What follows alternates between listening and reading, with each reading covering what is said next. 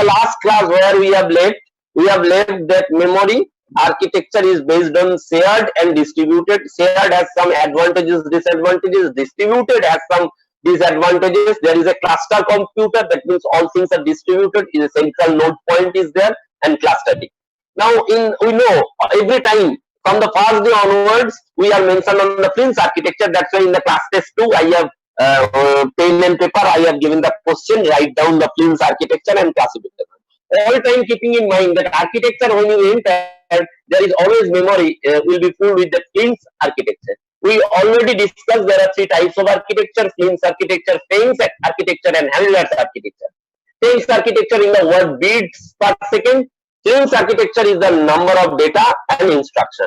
So we know 1972 the computer parallelism are depending on single instruction, multiple, so multiple instruction, single data stream, and multiple instruction, multiple data stream. But we are now dealing at the end of MIMD, because we are at the platform where there is a MIMD structure we are discussing.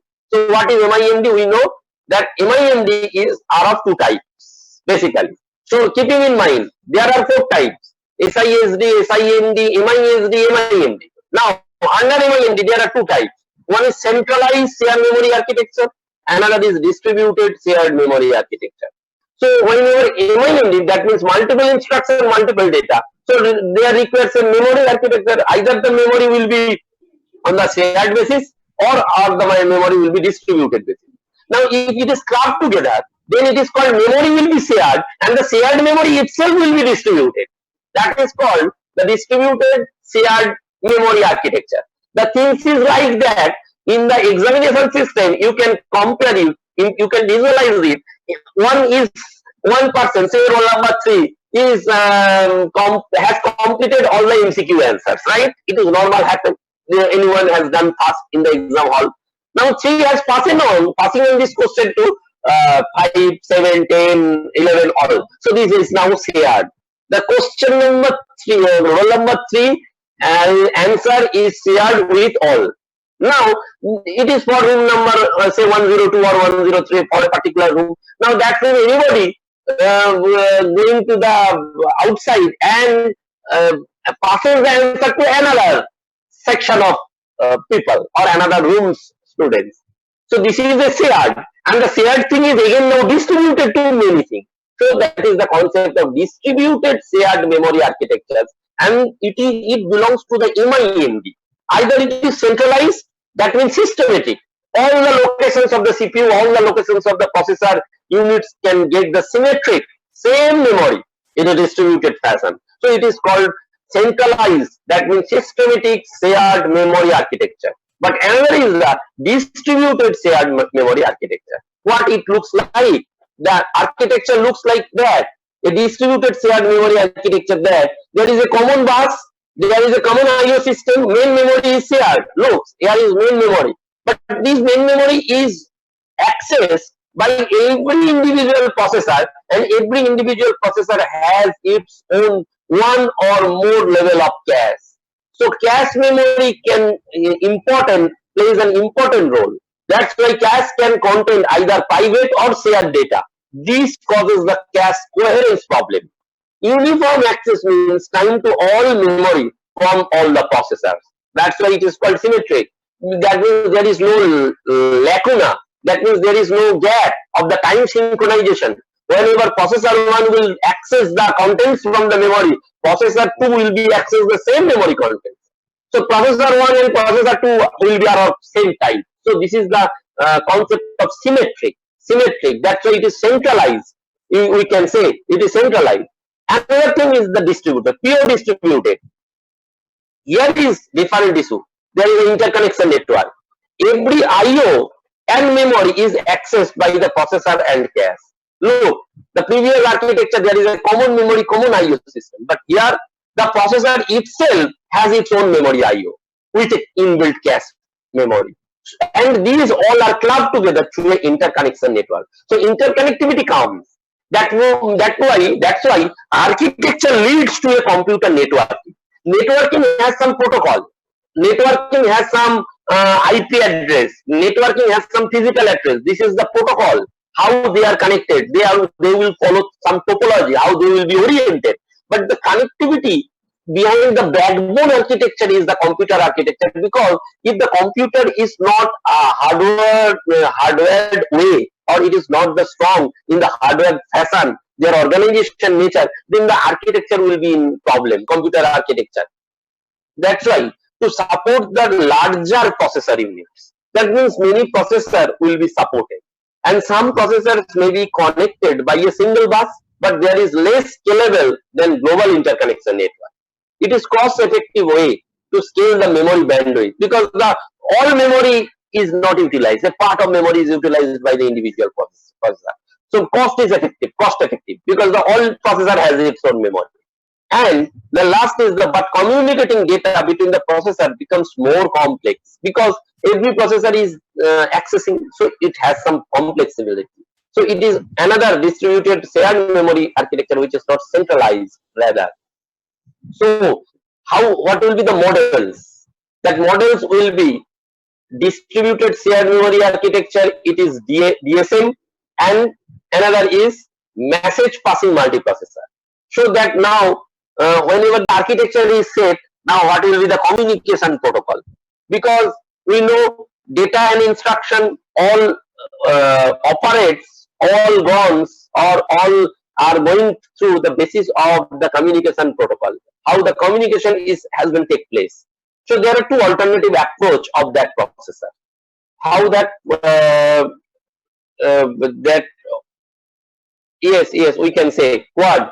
Saurik has issues as a question. In the quad 8 processor we can use. They have used some quantum computing or quad computing. We have in the issues quantum computing. There is a called non-von Neumann architecture. In the Monday's class we will issue that von Neumann architecture and non-von Neumann architecture. Because so far we have discussed the von Neumann architecture, but von Neumann architecture has some bottleneck.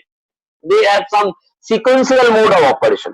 But we have to go for the data flow architecture. In the data structure, we are knowing tree architecture, and these are the issues of data flow architecture. In quad 8 processor, we have issues there.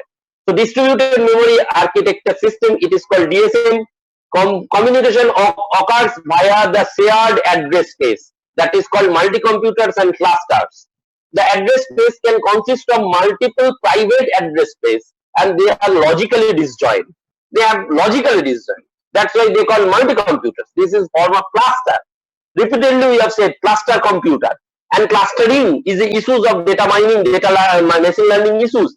Clustering means, like we have said in the nowadays, in this real life, in the coronavirus lockdown situation, the government has identified these are the hotspots. That means clustered the people.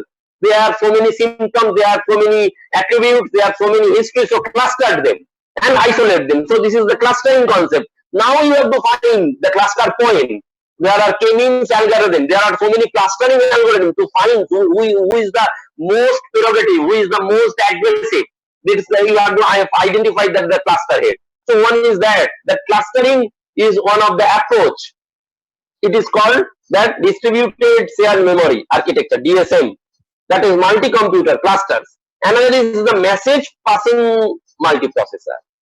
That communication of one data done by explicitly passing messages among the processor. So it is a message process, that like a token passing. I have a token, I am passing that token to another. So that's why it is called message passing multiprocessor. One is memory passing, that is clustering. Another is message passing.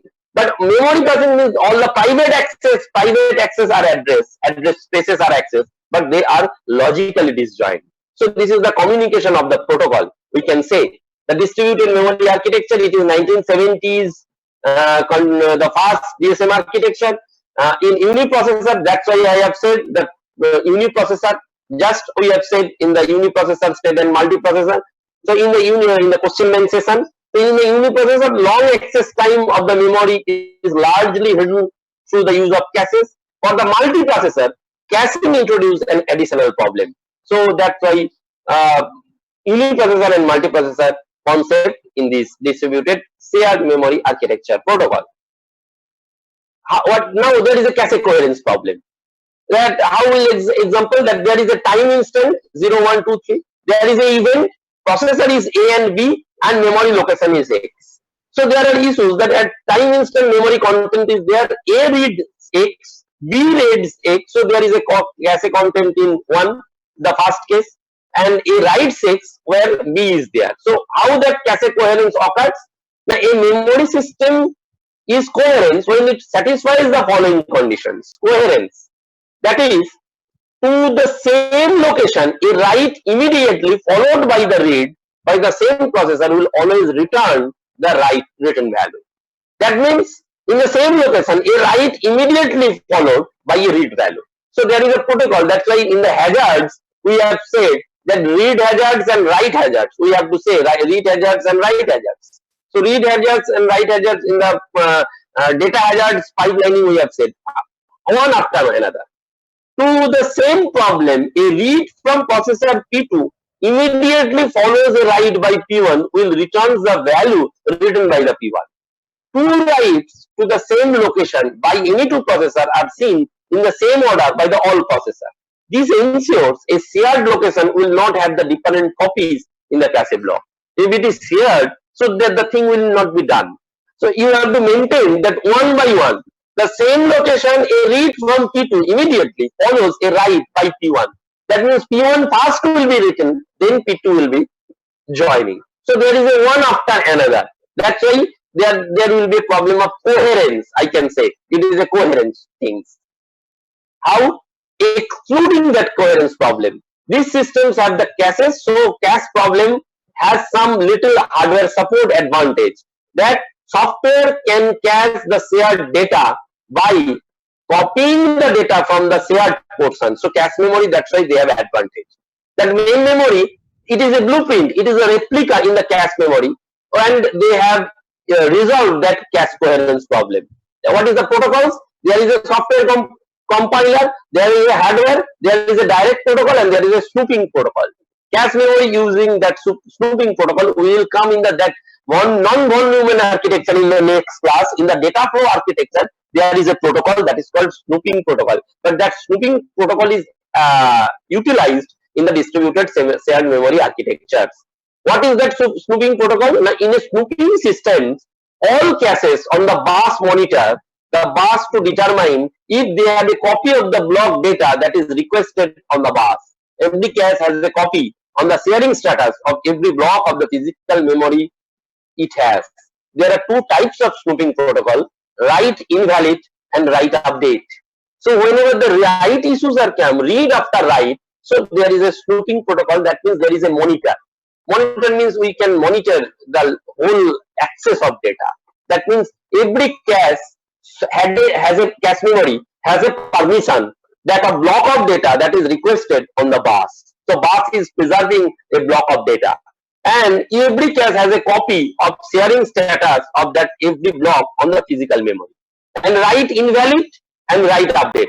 Write invalid means the processor that is writing the data causes copies in the caches of the all other processors in the system to be rendered invalid before it changes its local copy. That means whenever it is writing, so local copy must be rendered. The local machine does not this by sending an invalid signal over this bus. So cache have to that. So that's why it is called write invalid. And write update means the processor that is writing the data broadcast a new data over the bus. That means the update processor. In every time we are updating. In normal online activity, what happens whenever class is completing, I am giving you the Excel sheet for that updating process. That's why everything that memory is globally accepted, but a block, that's why a duplicate things is allowed in the cache with the help of bus monitor to control all the caches, and that is called the snooping protocol. It is very important protocol. Okay. And directly based cache coherence protocols. This means directory. They are mentioning a directory. Each directory is responsible for tracking caches that shares the memory address. So you have to make a track record. All things like a log table. Everything has a track record. In the Zoom online also, how many participants are there, there is a track record. So coherence problem will be resolved by the cache, by the snooping protocol. But which cache will allow, how many caches will allow, that is maintained by a directory, and that's why it is called directory based cache coherence protocols. And this is also a shared. Just think, every IO memory processor cache, the previous picture, if you remember the previous picture and the new picture, what is the difference? Their directory is added. Which directory will follow that, which cache is issues that protocols. That's why directory based protocols. And it is the last and final slide, that how this message contains the possible messages sent among the nodes to maintain that coherence along with the source and destination node. P is the requesting processor number, A is the requested address, and D is the data contents. So what are will be the message types? The message types will be either read miss or write miss or invalid or fetch or invalid, data value reply, and data write back. There will be a source. Who will be the source? That local cache memory. Destination, that is the home directory. Whenever home directory, what will be the function? That processor P has a read miss at address A. Request data and make P a ready sharer. That means that what happened whenever read miss, that processor is missing. That processor P has a real read miss at address A, and it requires data. So that is a concept of, if there is any miss the train, so I am requesting again to repull, reback, because this is distributed. So everything is available. So it will be coming up. That's why either write invalid and write update. That's why the utility of that snooping protocol. And it is maintained in that way. Either read miss or write miss or invalid. So these are the message passing way, how the distributed shared memory is architecture is used. This is the possible message at every node. Why we will do things that memory accessibility either based on shared or distributed. These are the architecture's way. All these are on the sequential address. Normal happens in the mind, that we will do after one. Normal happening. In the class mode, what happens in the class timings? You are requesting, sir, this time this class is happen. Please take the after this class. So after sequence. So this is a bottleneck in the computer architecture also. The thing, all our computers have taken that platform of that von Neumann. Von Neumann will do that control input, output, data, and memory. And data will come to the memory address. There is a control operation, these things. But what about the speed up? What about the throughput? What about that efficiency? These are not only the compute jargons, but in real life, when multiple issues are coming to the computers, then if we follow that von Neumann architecture, okay, so that will not. So what will be that? That will be incurred, and that will be done with the things of that who is manipulating. So that is required some protocol, that is required some accessibility, that is required some coherence. So there is a bottleneck, and we have to move for that data flow approach. So data flow approach means we have to see that who is